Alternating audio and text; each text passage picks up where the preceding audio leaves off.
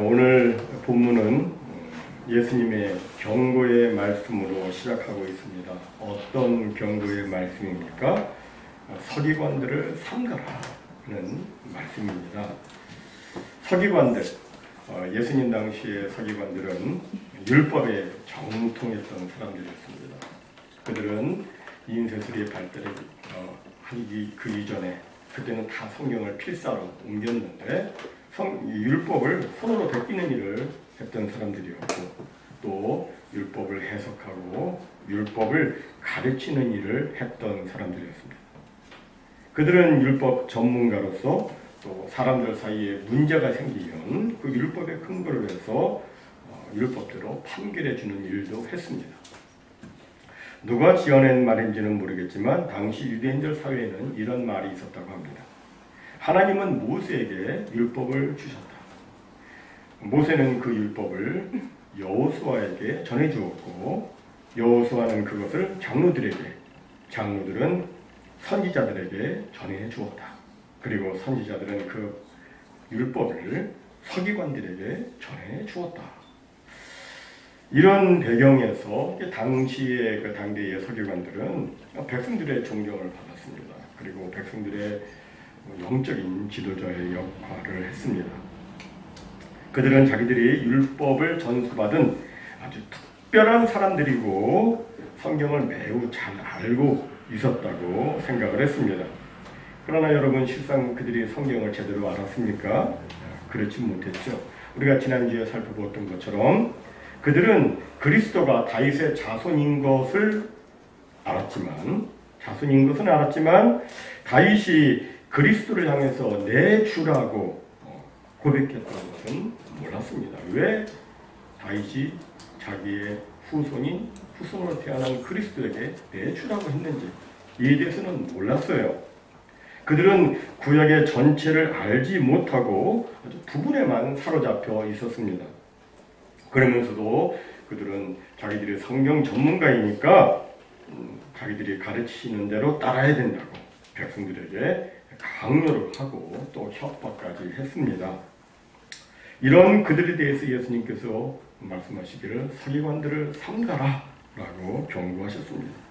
여기 삼가라는 말은 주의해서 봐라, 경계하면서 봐라, 그런 뜻입니다. 예수님께서는 마태복음 23장 13절에서 화 있을진저 외식하는 서기관들과 바리새인들이여, 너희는 천국문을 사람들 앞에서 닫고 너희도 들어가지 않고 들어가려 하는 자도 들어가지 못하게 하는도다 라고 경고를 하셨습니다.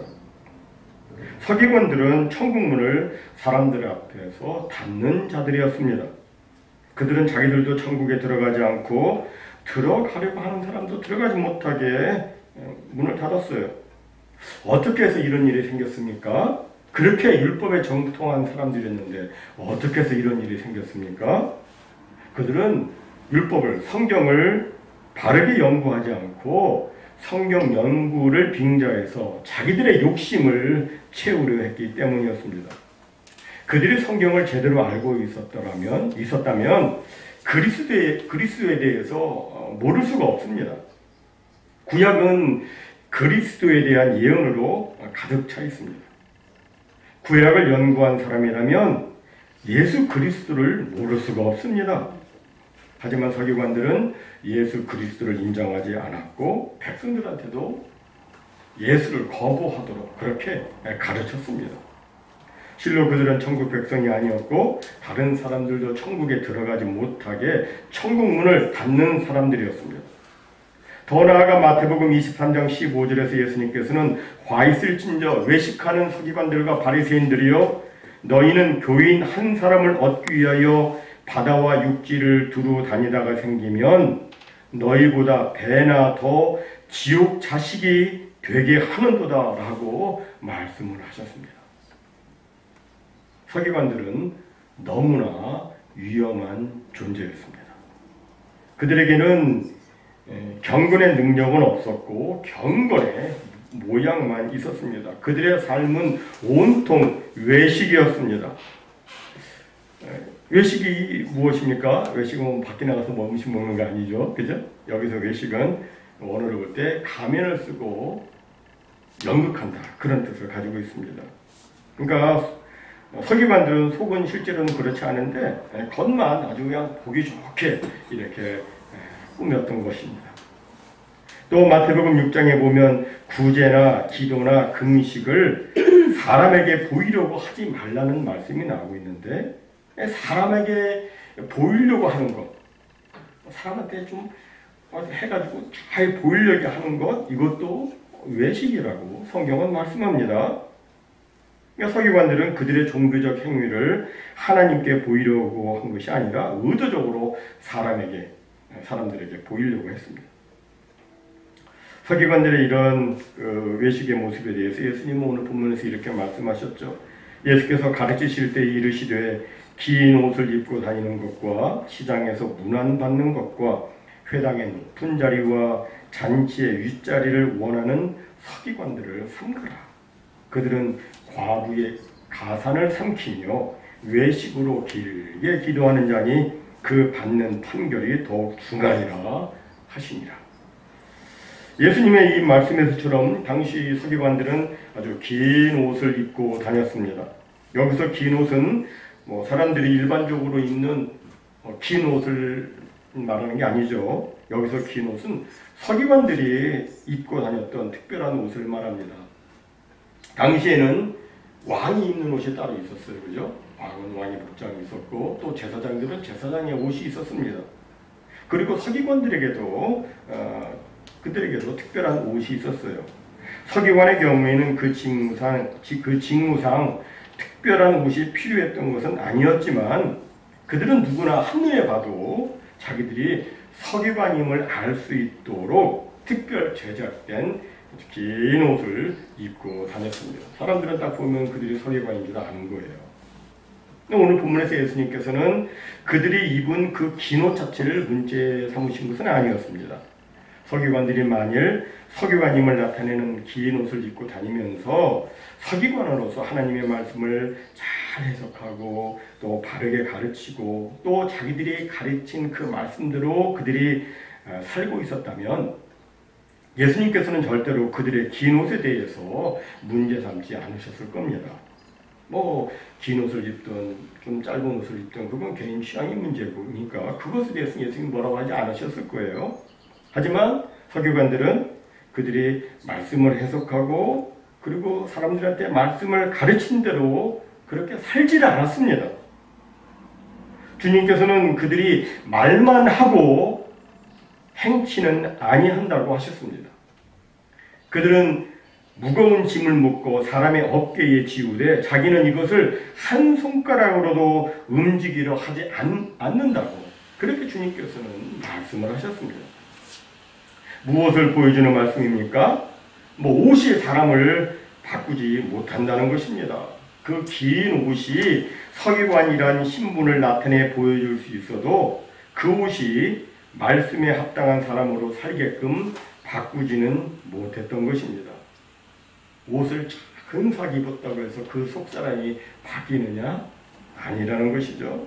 그렇죠. 의복이 사람을 바꾸는 것이 아닙니다.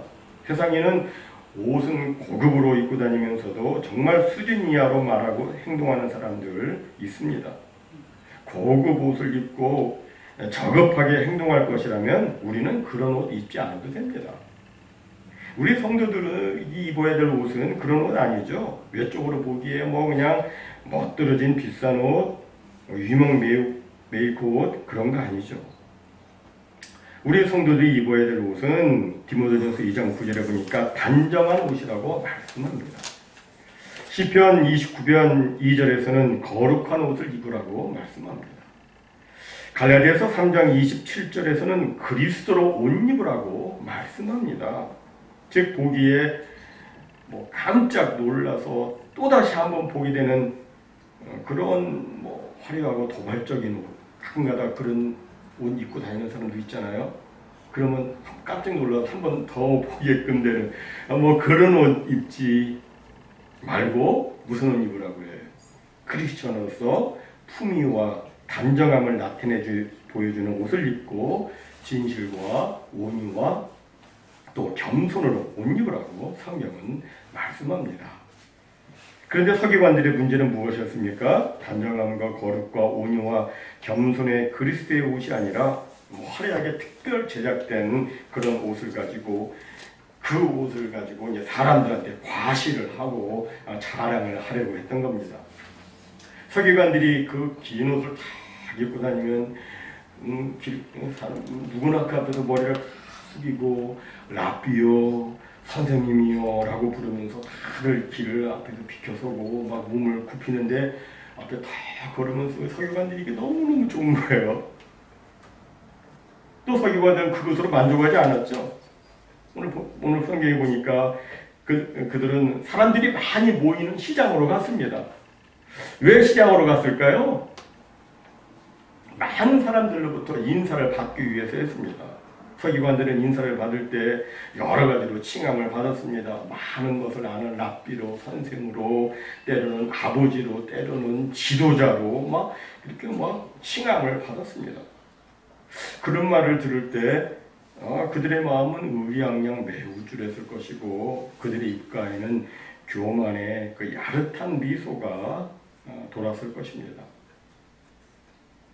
그들은 사람들 앞에서 아주 고상하게 행동하면서 사람들한테 인사를 받으면서 자신이 마치 대단한 사람인 것처럼 생각하고 그렇게 흐뭇해했을 것입니다. 그리고 서기관들은 회당의 높은 자리에 앉기를 원했습니다.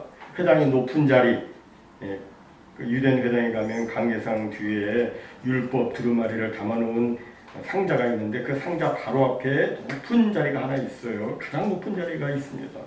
서기관들은 회당에 들어가면 의뢰의 그 높은 자리에 앉으려고 했습니다. 그 높은 자리에 앉아서 딱 보면 모든 사람들이 자기를 다 우러러보고 또 자기들은 사람들을 다 내려다볼 수 있고 또 서기관들은 잔치의 상석에 앉으려 했습니다. 신약 시대에는 로마의 그 영향을 받아서 연회의 자리 모양이 디귿자형으로 배치가 되어 있었습니다. 디귿자형으로 있는데 잔치의 상석이 어디냐면 이 디귿자형 가운데 그 중앙이에요. 근데 그 자리에 딱 앉으면 모든 사람들을 다 볼 수가 있어요. 그리고 모든 사람들이 또 자기를 다 보게 됩니다. 그리고 거기에 앉은 사람은 특별 서비스를 받아요. 특별 대접을 받을 수 있습니다. 그러니까 서기관들은 어디서든지 특별 대우, 특별 관심, 특별 존경, 특별 대접을 받고자 했던 겁니다. 그리고 서기관들은 또 외식으로 기도를 길게 했습니다. 왜 외식으로 기도를 길게 했습니까? 사람들에게 보이기 위해서, 사람들한테 자기를 좀 자랑하기 위해서. 하나님께서 원하시는 것은 정말 골방에 들어가서 문을 닫고 조용하고 은밀하게 기도하는 것인데 그들은 사람들한테 멋있게 한번 보이기 위해서 외식으로 막 길게 기도를 했던 겁니다. 근데 외식으로 그들이 왜 그렇게 길게 했겠어요? 뭔가를 감추기 위해서 또 그 외식으로 길게 했다는 바로 그 말씀 바로 앞에 어떤 말씀이 나오냐면 우리 눈에 확 띄는 말씀인데 무슨 말씀이 나와요?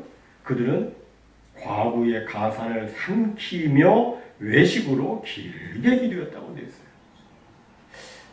과부의 가산을 삼킨 것을 어느 정도 감추기 위해서 또 나는 그런 사람 아니야. 사람들한테 그렇게 보이려고 외식으로 길게 기도. 그 당시에 과부는 힘이 없었잖아요. 그래서 무슨 법적인 문제가 생기면 누구의 도움을 제대로 받을 수 없으니까 당시 국선 변호사라고 볼 수 있는 서기관들한테 이제 의뢰를 해요. 이러한 사정이 있어 이렇게 됐는데 어떻게 좀 도와주세요. 그때 서기관들은 그 송사를 진행하면서 그 과부의 얘기를 다 듣고 과부의 그 얼마 안 되는 그 가산마저 교묘히 착복을 했습니다. 그들이 과부에게만 그렇게 했겠습니까? 힘없고 가난한 사회적 약자들에게도 그렇게 했을 겁니다. 그러면서도 그들은 기도를 길게 하는 거예요. 그들의 뛰어난 학식을, 그 뛰어난 구사력을 동원해서 매우 유창하고 세련된 언어로 기도를 했을 겁니다. 하지만 그 기도는 하나님이 들으시는 기도가 아니었습니다. 그것은 외식의 기도였고 땅에 떨어지는 그런 기도였습니다. 이런 그들을 향해서 주님께서 말씀하셨죠. 그 받는 판결이 더욱 중하리라. 왜 그들이 더 중한 심판을 받습니까? 백성들을 잘 가르치고 인도해야 될 책임 있는 사람에게는 더욱더 엄중한 심판이 있기 때문에 그렇습니다. 그런데 여러분, 지금 서기관 얘기 많이 했는데 이런 서기관의 그 모습이 과연 그들에게만 있는 것일까요? 제가 설교를 준비하면서 저 자신을 가만히 돌아보니 제 속에도 그 서기관의 모습이 있는 걸 보았습니다. 안타깝고 두렵게도 우리에게도 그런 모습이 은연중에 있습니다. 우리들도 긴 옷은 아니지만 우리들이 가진 무언가를 가지고 사람들한테 은근히 나를 드러내고 자랑하려고 합니다. 사람들 눈에 띄는 상석에 앉고 싶어하고 사람들보다 높은 자리에 앉아서 관심을 받고자 합니다. 하나님이 나를 어떻게 보실까 보다 사람들이 나를 어떻게 볼까에 더욱 신경을 쓰기도 하고 약한 사람들을 그냥 속이거나 착취하지는 않을지라도 그들을 때로는 외면하거나 또 강자의 편에 서서 약자를 비난하기도 합니다. 입술로는 하나님을 사랑한다고 하고 하나님을 존경한다고 말하지만 마음은 하나님에게서 멀 때가 있습니다. 제 안에도 우리 안에도 서기관이 살고 있는 겁니다. 어떻게 하면 좋겠습니까? 우리는 다른 사람들을 향한 화살을 내려놓고 하나님 앞에서 겸손하게 무릎을 꿇어야 합니다. 하나님의 긍휼하심을 바라고 성령 하나님의 인도하심을 구해야 합니다. 서기관의 그런 외식의 모습이 아니라 우리 주 예수 그리스도께서 진리로 사셨고 참으로 진실로 사셨던 것처럼 우리도 그렇게 진실되게 참으로 살아야 됩니다. 그리고 우리는 또 성경의 핵심 메시지를 바로 알고 이 성경에서 말씀하시고 있는 그 하나님의 그 말씀에 순종하는 그런 삶을 또 살아야 됩니다. 여러분, 서기관들 성경을 많이 알았잖아요. 그죠? 하지만 그들은 성경이 정작 말하고자 하는 그 메시지를 놓쳤습니다. 그들은 성경을 자기중심적으로 이해하려고 했습니다. 사람들한테 성경을 왜 공부하느냐, 왜 성경을 읽느냐 물어보면 다양한 답이 나올 수 있습니다. 영적으로 성숙하기 위해서 성경을 읽습니다. 마음의 위로를 얻기 위해 성경을 읽습니다. 마음의 평안을 얻기 위해서 또는 삶의 인도를 받기 위해서 등등 여러 대답이 나올 수 있습니다. 다 좋습니다. 다 필요한 거예요. 그러나 그런 것이 우리의 성경을 읽는 전체 목적이 되어서는 안 되죠. 성경은 전적으로 그리스도를 향해 있고 그리스도가 중심이 되어 있기 때문에 우리는 그리스도를 알고 그리스도를 믿고 그리고 그리스도를 담기 위해서 우리는 성경을 읽어야 하는 겁니다. 우리는 성경을 단순히 우리의 삶을 도와주는 책으로만 사용해서는 안 됩니다. 우리가 퀴트할 때도 조심해야 될 부분이 바로 그거예요. 내가 기준이 되어가지고 나 좋은 쪽으로 막 성경을 해석하고 적용하려고 하는 그런 유혹을 거부해야 됩니다. 우리는 성경의 기준에 나를 맞춰야 됩니다. 여호와는 내 편이시라 해가지고 내가 나쁜 길을 해더라도 여호와는 내 편이시라 이렇게 해석하면 안 되는 거예요. 그죠? 하나님의 의의 길을 걸으면서 주님이 기뻐하시는 그런 삶을 살아면서 하나님께서 내 편이시다 이렇게 고백을 해야지. 나는 계획은 나쁜 계획을 세우면서 여호와는 내 편이시다. 이건 위험한 것이죠. 우리는 성경의 기준에 나를 맞춰야 됩니다. 우리가 성경을 읽다 보면 종종 우리의 지식과 경험, 상식에 맞지 않는 말씀이 나올 수가 있습니다. 그럼에도 우리는 성경 말씀에 따라야 합니다. 내 경험에 맞지 않다고 해서 성경이 틀린 것이 아니기 때문입니다. 성경을 바꾸어야 하는 것이 아니라 내가 바뀌어야 합니다. 성경은 영원한 절대 기준입니다. 우리는 계속해서 우리의 삶을 성경에 맞춰가야 합니다. 여러분, 신앙이란 성경 속에서 말씀하는 그리스도를 발견하고 그리스도의 삶이 내 삶이 되게 하는 데에 있습니다. 그게 정말 중요한 거예요. 우리가 그리스도를 바로 알면 우리가 생각하는 것보다 훨씬 더 크고 놀라운 은혜가 우리에게 주어집니다. 그리고 우리의 궁극적인 문제들이 풀려집니다. 그리스도를 알면 그 안에서 참된 자유를 얻게 됩니다. 그리고 그리스도를 알수록 그 안에서 순종이 나오고 헌신이 나옵니다. 내가 무엇을 하려고 되는 게 아니죠.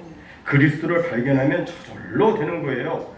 내가 내 힘 가지고 원수를 사랑하려고 하면요, 그냥 너무 힘이 들고 또 실패할 확률이 더 높습니다. 실패합니다. 그러나 그리스도의 사랑을 발견하면 그 그리스도의 사랑 안에서 거하게 되면 그 안에서 전혀 예상치 못한 놀라운 변화의 역사들이, 신기한 일들이 나타나는 겁니다. 우리가 무엇을 열심히 하려고 하면 지칩니다. 우리에게서 무슨 능력이 나오는 것이 아니기 때문입니다. 낙심이 찾아올 때도 내가 낙심을 이기려고 하면 안 되죠. 그리스도가 누구이신지를 묵상해야 됩니다. 그러면 그리스도를 통해서 찾아오는 위안과 기쁨이 있습니다. 그리스도를 알고 믿는다는 것은 정말 놀라운 일입니다. 그리스도의 눈을 뜨면 내가 누구인지를 알게 됩니다. 인생의 모든 혼란 속에서 벗어나게 됩니다. 성경 읽는 이유가 무엇입니까? 그리스도를 알기 위해서입니다. 성경을 왜 공부합니까? 그리스도를 더 알기 위해서입니다. 성경을 왜 암송합니까? 그리스도를 더 알기 위해서입니다. 오직 그리스도에게 초점이 있어야 되는 거예요. 여러분, 주님만이 오직 유일한 구원자이십니다. 거기에 모든 답이 있습니다. 그리스도를 알아가는 열심이 우리의 신앙 여정의 최고의 주제가 되어야 합니다. 일평생 그리스도를 알아가고 다른 사람들이 그리스도를 알아가도록 돕는 우리가 되기를 바랍니다. 인생에서 긴 옷 입고 다니고 사람들한테 인사받고 회당의 높은 자리에 앉고 잔치에 상석에 앉는 것, 이것 하나도 중요한 것 아닙니다. 우리에게 정말 중요한 것은 내가 과연 성경이 말하고자 하는 메시지, 곧 예수 그리스도를 제대로 알고 믿고 내가 예수 그리스도를 닮는 삶을 살아가고 있느냐 하는 것입니다. 이것이 없으면 헛수고입니다. 여러분, 서기관들은 종교적으로 그토록 열심이었지만 예수 그리스도를 알지 못했기 때문에 그들의 모든 수고는 다 헛수고였습니다. 예수 없으면 천국에 못 가야 아무리 종교적으로 뭘 많이 해도 헛수고입니다. 경건의 모양이 중요한 게 아니라 경건의 능력이 중요한 것이죠. 예수 그리스도를 참으로 믿는 그것이 중요합니다. 모쪼록 예수님 안에서 새로운 피조물로서 늘 예수님으로 충만해서 예수 사랑이 우리 속에 차고 넘치고 예수 진리가 우리 속에서 강력으로 역사하고 예수 성품이 우리 속에 확실한 성품으로 깊이 뿌리내리는 이 놀라운 역사가 우리 모두에게 있으시기를 주님의 이름으로 간절히 축원합니다. 아멘.